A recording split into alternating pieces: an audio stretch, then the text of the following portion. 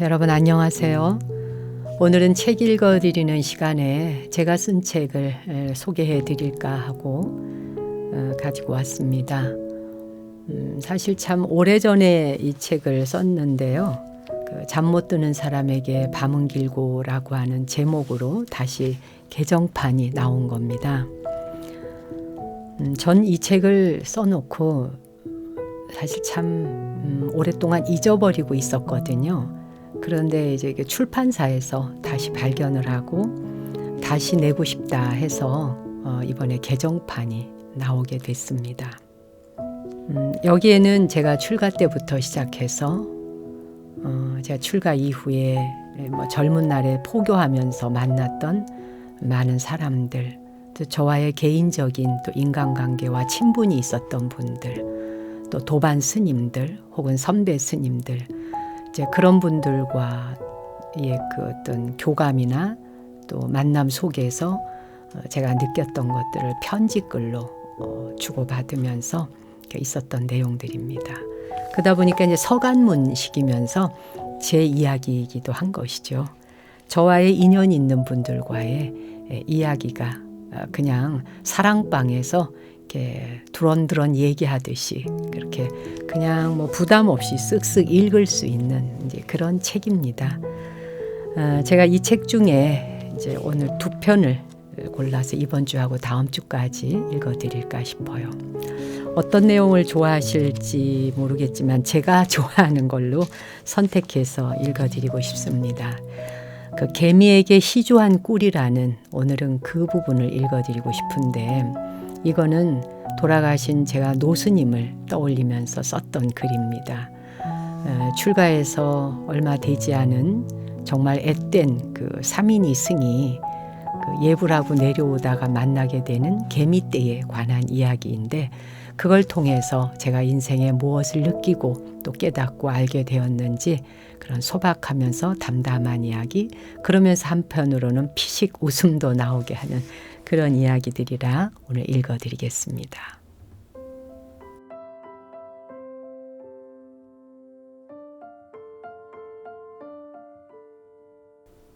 제가 있는 암자는 바닥 면적이 20평 정도 되는 작은 암자입니다.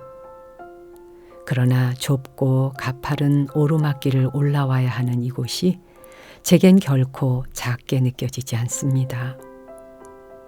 창밖으로 북한산 보현봉이 한눈에 들어오고 흘러내리는 인왕산 자락이 펼쳐놓은 천연의 숲을 후원인 양 쓰고 있는 제 방 또한 비록 2평밖에 안 되지만 방 안 가득 달빛을 들여놓을 수 있어 좋습니다.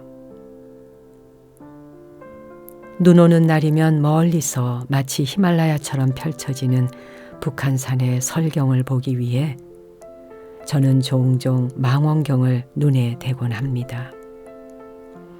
망원경을 눈에 대고 그렇게 히말라야를 상상하며 추억에 접곤 하지요. 몇 해 전 티벳의 포탈라궁에 갔을 때 해발 3,800m에 들어앉은 궁전 꼭대기에서 어린 달라이 라마가 망원경으로 라싸 시가지를 내려다보곤 했다는 이야기를 들은 적이 있습니다. 어느 날 갑자기 환생한 법왕으로 선발되어 부모 품을 떠나와야 했던 어린 달라이 라마가 또래 친구도 없는 넓은 궁전에서 얼마나 고독했을지.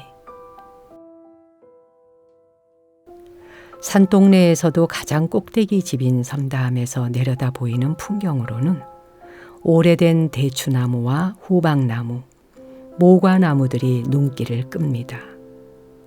가을에 조롱조롱 달리는 대추나 모과 열매도 보기 좋지만 나무 못지않게 나무를 찾아오는 새들 또한 경쾌한 몸놀림과 아름다운 소리로 시선을 끕니다. 제제제제 삐리릭 삐리릭 자기들끼리 주고받는 이야기에 빠져 멀리서 누가 자신들을 지켜보고 있는 줄도 모르는 새들을 불러 모으기 위해 묵은 곡식을 한 움큼 집어 담장 위에 뿌려놓습니다. 그러나 새들은 쉽게 담장 위로 내려앉지 않고 빙빙 돌기만 합니다. 앉을 듯 하다가 눈치를 보고 앉을 듯 하다가 눈치를 보는 소심함. 새들이 그렇게 의심이 많은 줄 처음으로 알았습니다. 어느새 우리는 새들에게까지 그렇게 인심을 잃었구나 하는 생각이 들자 가슴이 찡해졌습니다. 떼거리로 몰려다니며 주변을 빙빙 돌거나 멀찌감치 앉아서 큰 소리로 짹짹거릴 뿐 가까이 접근하지 않는 새들. 친구도 불러오고 가족들도 데려오고 하여 새들이 일으키는 소동으로 암자는 갑자기 정막에서 벗어납니다. 어린 시절 할머니와 할아버지의 얽힌 추억이 삶에서 큰 몫을 차지하듯 절집에 있어 보면 노스님에 대한 추억이 큰 자리를 차지합니다. 저 또한 나무나 새, 하찮게 여겨지는 벌레 하나도 소중하게 여기는 마음을 노스님들에게서 배웠습니다. 삼인이 시절 어느 날 저녁 예불을 마치고 나와 보니 그날따라 유난히 긴 개미떼의 행렬이 눈에 띄었습니다. 그렇게 많은 개미들이 한꺼번에 열을 지어가는 모습은 본 일이 없었기에 넋을 잃고 보니 그들은 먹을 것을 끌고 어디론가 열심히 운반하는 중이었습니다.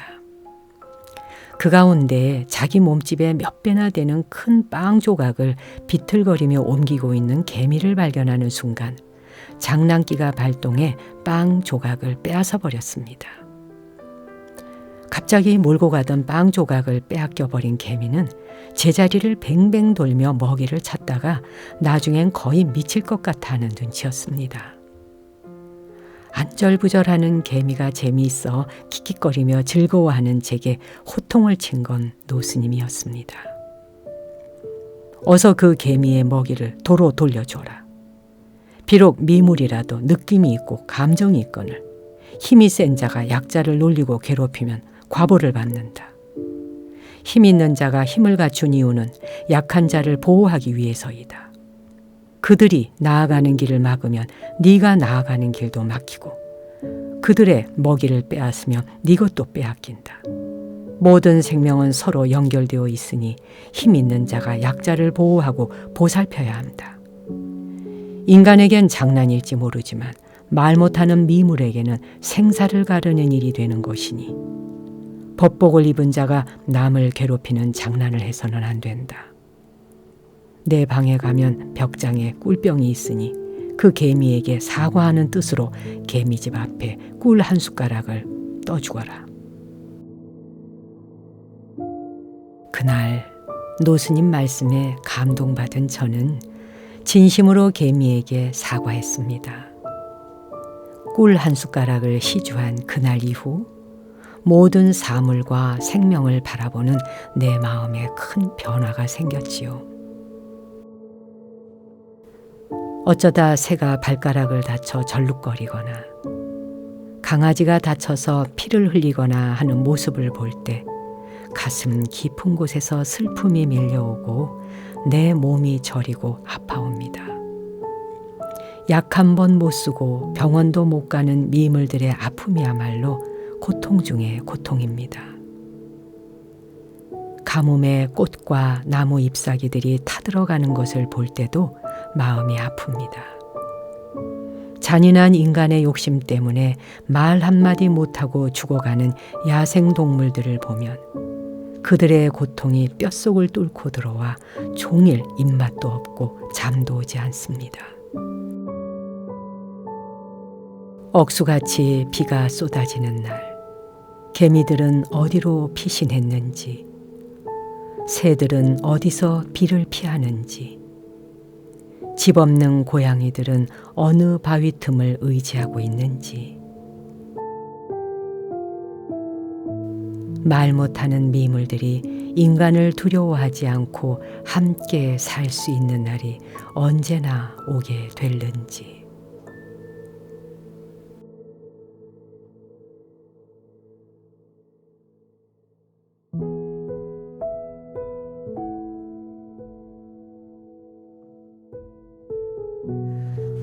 오늘 그 개미에게 시주한 꿀 이야기 하나 읽어드렸습니다.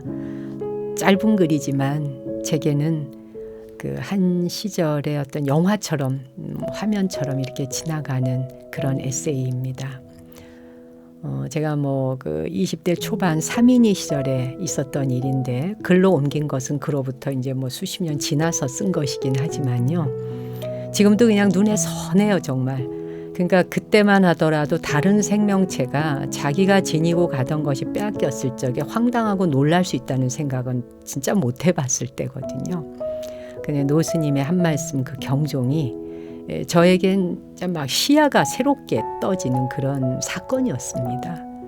그 찰나에 제가 그걸 받아들이고 바로 깨달았기 때문에 이런 짓은 하면 안 되는 거구나.